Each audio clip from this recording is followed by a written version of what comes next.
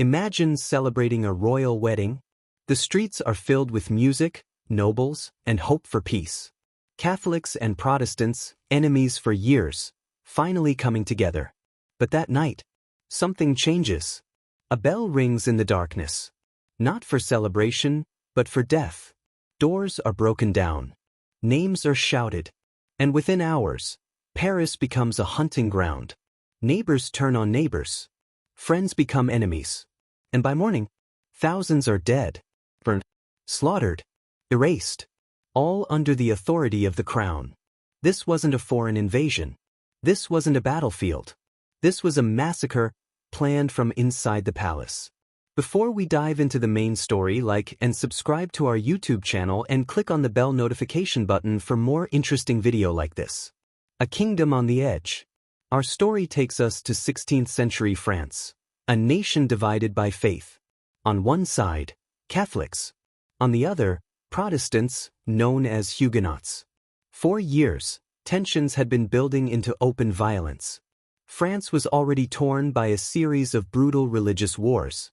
And at the center of it all was a fragile monarchy, led by a young king, Charles IX of France.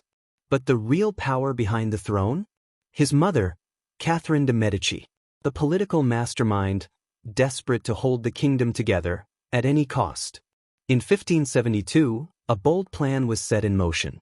To unite Catholics and Protestants, a royal marriage was arranged. Henry of Navarre would marry Margaret of Valois. It was meant to end years of bloodshed. Protestant leaders traveled to Paris to attend. The city filled with hope, but also tension, because Paris was overwhelmingly Catholic and deeply hostile to the Huguenots. The assassination attempt. Just days after the wedding, a shocking event shook everything. Gaspard de Coligny, one of the most powerful Protestant leaders, was shot by an assassin. He survived, but barely. And suddenly, fear spread. The Protestants demanded justice. The royal court feared retaliation. And inside the palace, a decision was being made. The decision that changed everything. Catherine de Medici and the royal council faced a terrifying choice. Risk a Protestant uprising, or eliminate their leaders before they could act. What followed remains one of history's darkest turning points. A secret order was given. Not just to kill one man, but to eliminate all Protestant leaders in Paris. The Night of Blood, August 24, 1572. In the early hours of the morning, the church bells of Paris began to ring. This was the signal. Soldiers moved first. Coligny was dragged from his bed and brutally killed. But it didn't stop there. The violence spread. What began as a targeted assassination turned into chaos. Catholic mobs took to the streets.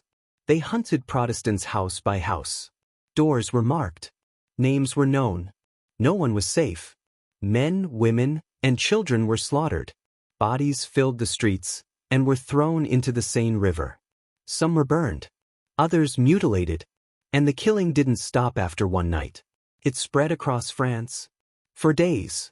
Historians estimate thousands were killed in Paris alone, tens of thousands across France.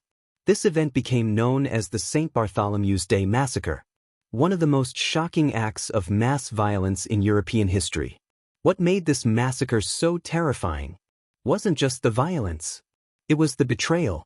Protestant leaders had come to Paris under royal protection. They believed they were safe. So they were trapped. And many historians still debate. Did the king order it? Or was he manipulated into it? Either way, the crown was responsible. The consequences were immediate and devastating. Religious wars intensified. Trust between groups completely collapsed. Europe watched in shock. Even foreign rulers were horrified. France's reputation was forever stained. But here's the question history still hasn't fully answered. Was this a desperate act to prevent rebellion?